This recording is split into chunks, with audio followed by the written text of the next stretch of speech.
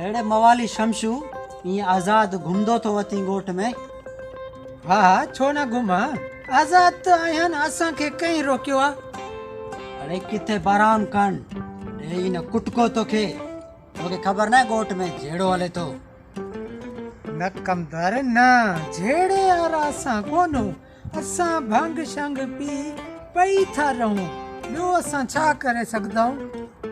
अड़े हेॾे मवाली शमशू जॾहिं न आयो ई कुटको इहा भंग शंग विसरी वेंदाई।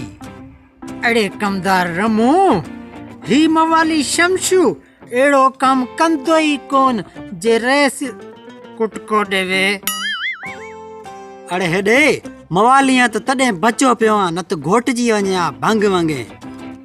अड़े कमदार रमू, हाणे तोखे वधीक पारा था, पादरनि जो कचो आई मां।